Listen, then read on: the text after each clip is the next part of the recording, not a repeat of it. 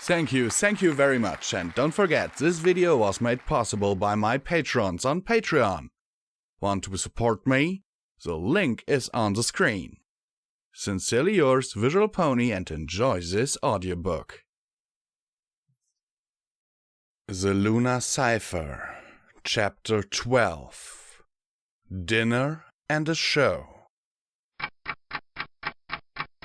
I met Chrysalis on the grand staircase. When she caught sight of me, her expression remained fairly neutral, but her eyes narrowed slightly and her tail swished sharply back and forth in what I hoped was irritation. Periwinkle approached us and formally bowed. Usually, my secretary acknowledged protocol with a little nod, but she was playing the perfect servant with foreign royalty present. Princess Luna has requested that dinner be served on the balcony, as the weather is so fine this evening. She's here already? Yes, Your Highness. She arrived shortly after moonrise. That's fine, I told her, and then, as I passed by her near enough to be overheard, I whispered, She wants room to maneuver in case a fight breaks out, right? Periwinkle inclined her head ever so slightly. Dinner is battleground. Well, such a thing was no longer outside my sphere of experience, and I needed to be flexible. I trusted Chrysalis to behave herself much more than Luna did, but if that's what my lover felt comfortable with, I wasn't going to deny her. My lover. I realized my face felt so tight because I was grinning my head off. Before the guards opened the doors to the balcony, I took a deep breath and forced myself to relax. I tried to remember Rarity's advice as I had categorized it. 1. Do everything at 3/4 of your normal speed, or half speed if you're feeling excited or nervous. Slow down and breathe deeply. 2. Speak softly. Never raise your voice. I know it seems odd, but you'll find ponies will pay more attention to you if you suddenly lower your voice. 3. Lower your eyelids, but not your gaze, and don't look directly at any pony for more than a second or so. Don't bite your lip like that, it makes your mouth go all crooked. 4. Save your best smiles for Luna. Turn to look at her, wait a beat, then smile with your mouth closed. Look at her as if you were alone in bed together, even if she's just asked you to pass the salt. 5. If you walk about after dinner, keep a wine glass with you. Don't gulp. Don't even drink if you don't want to. Just float it next to your face or chest as an accent. When you do sip, raise it slowly to your lips, but keep your eyes on hers. Touch your lips to the glass like a soft, gentle kiss. 6. If you find yourself facing away from her, cock a hoof and lean forward a bit. A little more. Good.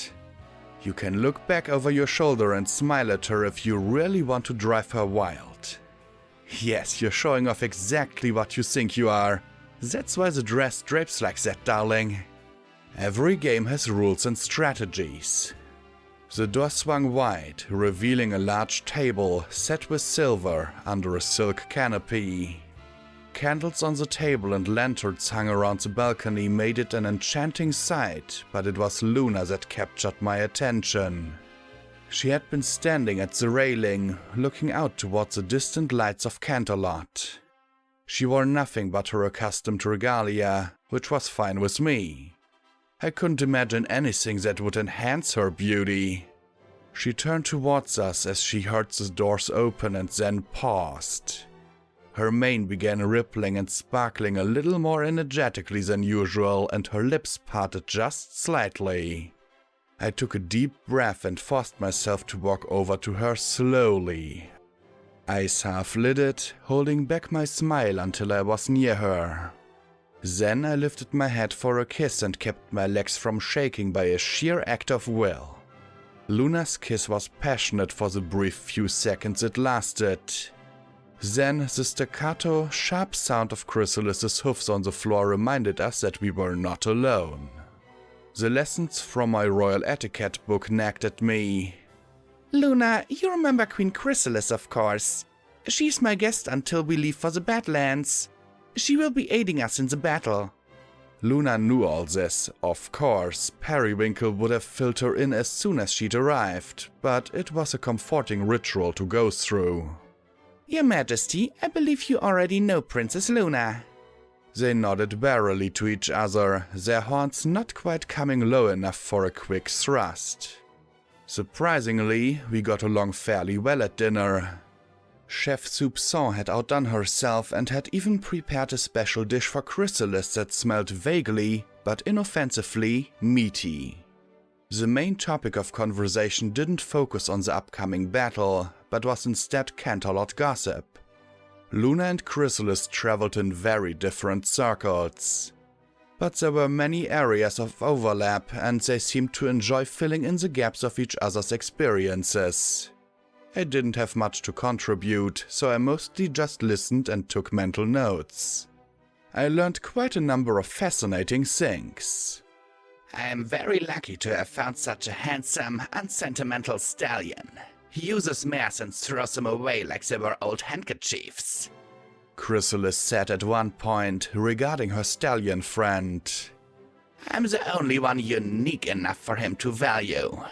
We even play games sometimes, luring him some desperate social climber for a little confusing fun between the three of us. Confusing for her, that is.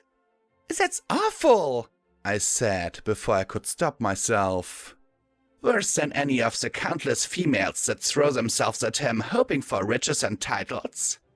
I assure you, I can't sense the slightest whiff of love from any of them. Wait, I frowned.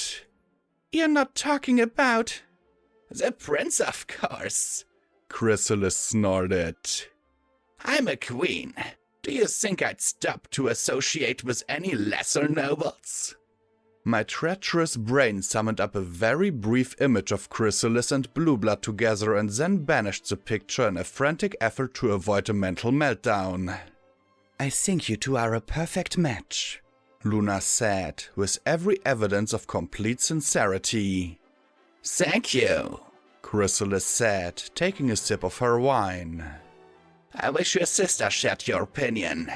We are very definitely discouraged from attending events at the palace together ever since a little incident at the charity ball. Yes, I heard about that. Luna grinned at her. Chrysalis shrugged. The young countess was being a pest. She was far too forward with the prince and I just warned her off. I simply let my mask slip for a moment. I really don't see what all the fuss was about. You'll be happy to know she stopped having nightmares about it, Luna said. Will I be? Chrysalis raised an eyebrow. Luna shrugged. Perhaps not. I get the distinct impression that your sister doesn't quite approve of you and Twilight either. The queen spoke with a trailing intonation, inviting comment. She's just getting used to the idea, I broke in. It was a bit of a shock. I'm sure everything will be fine soon.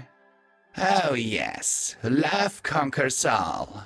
Chrysalis grinned in a way I didn't much care for, and it wasn't because of her sharp teeth. I ought to know. Thinking back to the horrifying bit of personal history she had related to me in the ruined city about killing her lover, her sarcasm was obvious. But there was no way I was going to relate details of our personal lives to Chrysalis. What did I care for her opinion anyway? Celestia will endure, Luna said quietly. She's very good at that. Of course, we did talk about the upcoming battle to relieve the siege of the Changeling Hive a little bit. I laid out my new operation plan, 1, and invited comments and criticism. 1. I didn't actually bring the charts, breakdowns and spreadsheets to dinner, although I had been tempted. Rarity threatening to have a hissy fit if I dared to sling saddlebags over her dress was a deciding factor. I used saucers and bread plates for the airships, silverware for Pegasus formations, and petals from the centerpiece for monsters. It was a good thing the table was fairly large. Well, Chrysalis said after a moment of thought. You are certainly no fool. Luna frowned a bit. I mislike that you intend to expose yourself to such risk, Twilight. This plan depends on very precise timing. Can you not let the proper warship take the brunt of the assault? I shook my head. This is the best way to get them all into a concentrated group. If we go at them piecemeal, it could take a very long time to finish them off. That would also greatly increase the risks that the monsters at the Hive will be able to communicate back to the main force around the city and warn them. We've seen how fast they adapt. We don't want to give them any time to adjust to our tactics. I see the wisdom in it, Luna admitted. but I do not like it overmuch. Don't worry, Solar Flare will be the first into battle at the city. That's when I'm expecting the heaviest concentration of the enemy. My mention of the ruined city reminded me of something I had intended to ask Chrysalis. In all the documents I found there, the city's name was never mentioned. What was it called? Chrysalis blinked and looked aside for a moment. We call it the Spire. Ponies always said the Spire when speaking of it. That's odd. There were several towers there, but nothing I would have called a spire. The Mesa didn't look very much like a spire either. Do you know the origin of the name? Chrysalis shrugged. I can't remember why, if I ever knew. What does it matter? I bit back a comment on her appalling lack of intellectual curiosity and moved the airships and troops aside to make room for the dessert course. Later, after the light dessert, I rose and walked over to the edge of the balcony. I remembered to take a flute of sparkling cider with me. I've always loved watching the evening sky from here. The lights of Ponyville are so few, they hardly dim the stars at all. I lifted one hind hoof slightly, leaned forward against the railing and looked back at Luna. And now I have the perfect companion to share my nights with. Was it manipulation? Was it really a game? Maybe. But I wasn't promising anything I wasn't willing or even eager to give, and the look on Luna's face was completely worth it. Behind her, Chrysalis stared for a few seconds and then rolled her eyes for my benefit. I could feel myself blushing, but Rarity had assured me that doing so at the right time was a good thing. Luna arched her neck as she approached me with a high, stiff gait. I think you will need to excuse us, Your Majesty, she said to the Queen without ever taking her eyes off mine. The Princess and I are going to retire. Now. Chrysalis had a surprisingly pleasant laugh. I woke to find the bed empty and had a bit of a bad moment until I saw Luna at the window with her horn alight. I reached out with my magic and softly twined it with hers as she moved the lunar mechanism. The moon smoothly slid below the horizon and we released the great wheel, but kept our magic joined.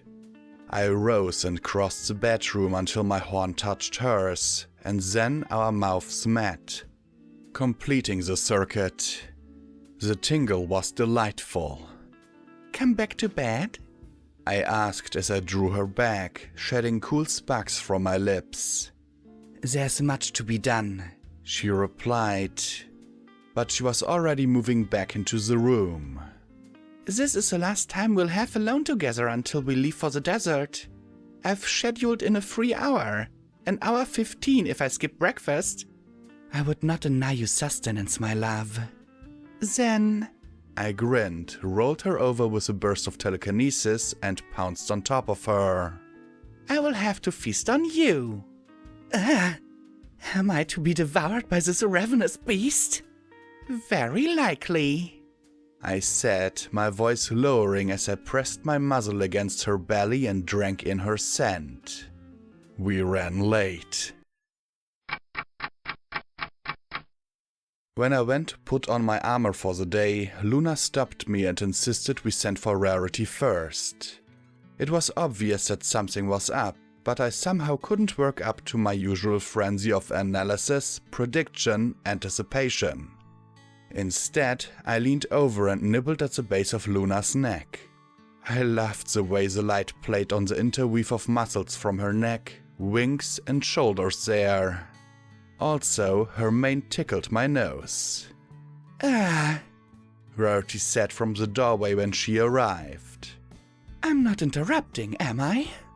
Luna made a slight noise of disappointment when I lifted my head. Not at all. Come in, I said, suppressing a sigh of my own.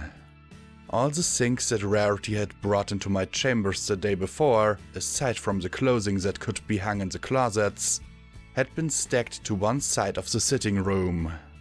We followed her there, and I watched with building curiosity as she unearthed a large chest. I noticed that the top had my cutie mark carved into it, and when Rarity opened it, I thought at first she had brought me a chest full of gold bits. Then she lifted out a splendid suit of armor. Even in the softly lit room, it shone. It was golden and polished to a mirror finish. Intricate etching lined the edges of each part, and large gems the color of my coat studded the center of 6 pointed stars on each of the major pieces. Looking closer, I could see that the head of every rivet had been set with a small star-cut diamond. I took the chamfrom in my magical grip, gazing in amazement at the coronet that rose from the crest, and the spells that had been forged into the metal came to life. The suit of armor had not only been made for me, it had been attuned to me. I could feel an impetus woven into it, a will to serve and protect me that matched my own style and level of magic. It was a stunning piece of spellcraft as well as a masterpiece of metalworking. It is a gift from both of us, dear, Rarity explained. It was Luna's idea to get you proper armor of your own, and I contributed my particular design skills to the effort. And the spells are the work of Celestia, Luna said. A measure of her sincere regard, she said to tell you. They mostly reinforce the protective qualities of the metal, but they also make it easier for you to wear and help to channel away any magical strikes or attempts to immobilize. Is it weird that I was so much more thrilled and eager to put it on than I had been with my slinky black dress? Each piece slipped on as if it wanted to be there. There was none of the shrugging it into place as I'd had to do with Luna's barding. It covered quite a bit more of me than Luna's old suit had, but it seemed to weigh quite a bit less. It moved and shifted with me as easily as my dress had done. Oh, thank you both so much! And then it hit me. But I can't wear this. What? Why ever not, darling? It's too beautiful. It'll get it all scratched and dented up. Luna chuckled and lifted my chin with a wingtip. By that logic, I should not allow you to go into battle, Twilight, my love. Rarity dismissed my concerns with a flip of her hoof. It's much easier to repair dented armor than a torn dress. Oh, that reminds me. She levitated a smaller box out of the armor chest and opened it to reveal a small mound of gems. Replacements in case you lose any. You see, I've thought of everything. Besides, you don't want me to outshine you, do you? You mean... Well, of course. We're all going off to war together. We should have coordinated ensembles. The rest of us won't be quite as magnifique as your royal self, but we won't look too shabby by comparison either. I even had the most adorable little chorus made for Spike. I'm sure he'll love it. For the moment, I put aside the question of whether I was irresponsible enough to take a baby dragon into battle. I was almost convinced that I had unknowingly stumbled through a magical mirror portal sometime during the night. I took the armor off and carefully stowed it away, piece by piece. I assured Rarity and Luna, once again, that I was absolutely delighted with the gift, and would publicly wear it for the first time when we boarded Even Star the next day. Oh, what a lovely idea, Twilight, Rarity said. We can all make an entrance together. What time is dawn? The low light will be perfect. I think Rainbow Dash will be on Solar Flare for the trip to Dodge Junction, and I'm not too sure Fluttershy will like the idea and... Oh, nonsense, darling, Rarity said with a toss of her head. Rainbow is in the dining hall right now, and Fluttershy can be talked into almost anything. Wait, Dash is here? She's supposed to still be resting in the hospital. How did she get here? Chewed through her straps, or so Fluttershy told me. At least she took the train instead of flying all the way. For our dear Rainbow Dash, that is practically the height of responsibility. It will be a very inspiring sight, Luna said. Soldiers love that sort of display. Fine, I sighed. but no banners and trumpets and all that, okay? No promises, darling. Pinkie Pie wanted to contribute too.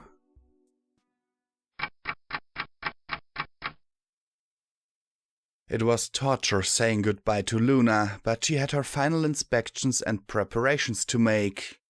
Solar Flare would rendezvous with us late the next day, somewhere northwest of Dodge Junction, and we would see each other then.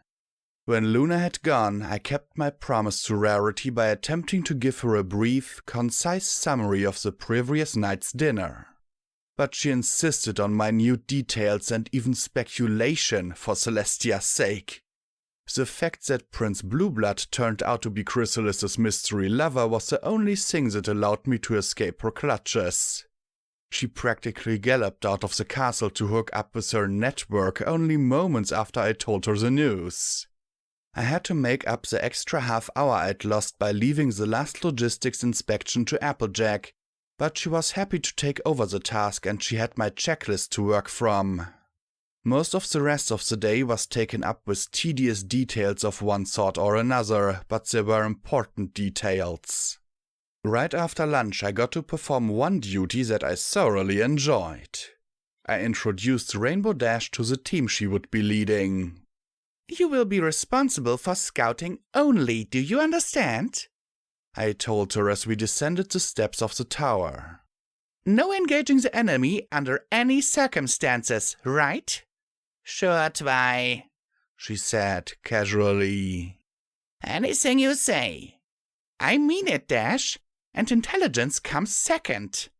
Your number one priority is to keep your team and yourself safe. Hey, they're big bad military types. Dash gave a careless toss of her head. They can take care of themselves. Whatever gave you that idea? I said, forcing myself not to grin. Huh? What do you mean? I'm going to be in charge of a couple of Pegasus soldiers, right? They've got their own officers, Dash. You are going to be commanding volunteers. What? Who?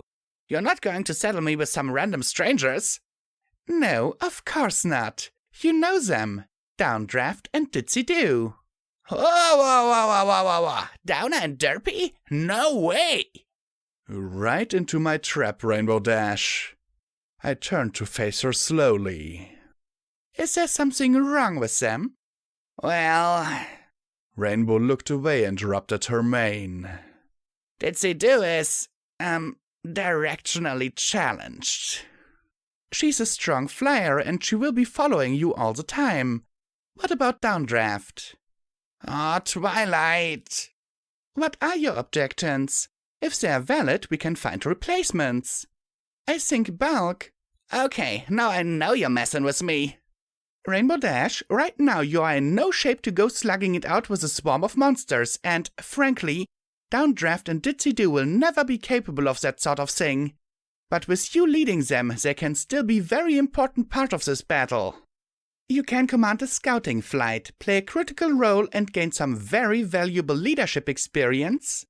Or you can leave Downer and Derpy to flounder around as best as they can manage on their own. How do you think that will turn out? Dash scowled and folded her hoofs over her chest. She was teetering on the edge of acceptance. I'd already played the loyalty card, so it was time for a bit of carrot. I thought you might enjoy being the forward observer for the Alpha Squad. Wait, I would be working with the Wonderbolts? Yes, I said, pretending to misunderstand. You'd be wearing cadet uniforms because armor would slow you down and might just give you a false sense of security. You'll report directly to Spitfire. Do you have a problem with that too? I guess not. She gave it one last try, however. But can't I work on my own? Maybe you can find something else that's safe for them to do. I mean, I like Ditzy well enough, but Downer... I nodded. She may be a bit gloomy in her outlook, but she's as much fun to be around as a bucket of ticks. Rainbow? Okay. I've talked to her about this. You will be making the decisions, and whatever her opinion on them, she will be following your orders without comment. Rainbow sighed and said, Fine. And she said it in the tone of voice that meant she really had agreed. 2.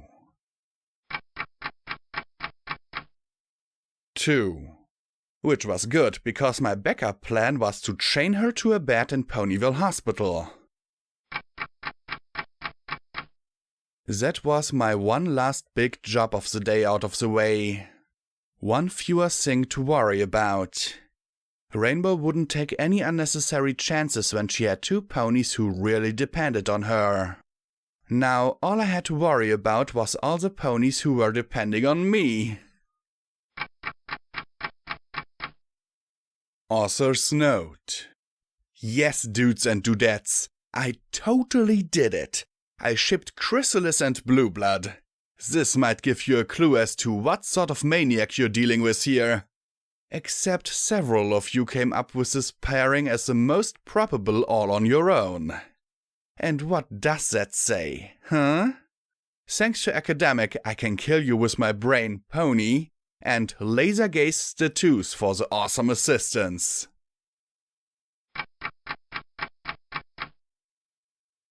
Comment time!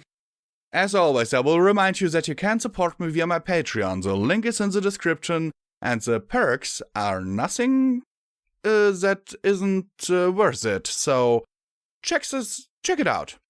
So, what do I have to say about this chapter? I really enjoyed this whole thing with Chrysalis and Luna gossip, exchanging Canterlot gossip and filling in the gaps between their social circles. Maybe they'll get along a little bit better in the future. I certainly would like to see that. Because imagine that. I mean, Luna didn't like Chrysalis at the end of the Celestia Code. She called her the Bug Queen. Even when she was telling Twilight to go with her to the tent where Celestia was negotiating with Chrysalis, she referred to Chrysalis as a Bug Queen. She didn't do this here. I hope there will be some character development here. The story in and of itself is really good. I like it.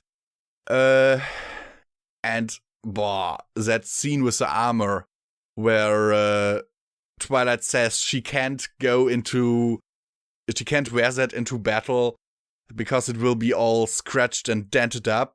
And then Luna tells her that she can't let her go into battle if that was the case. And yeah, that was cool.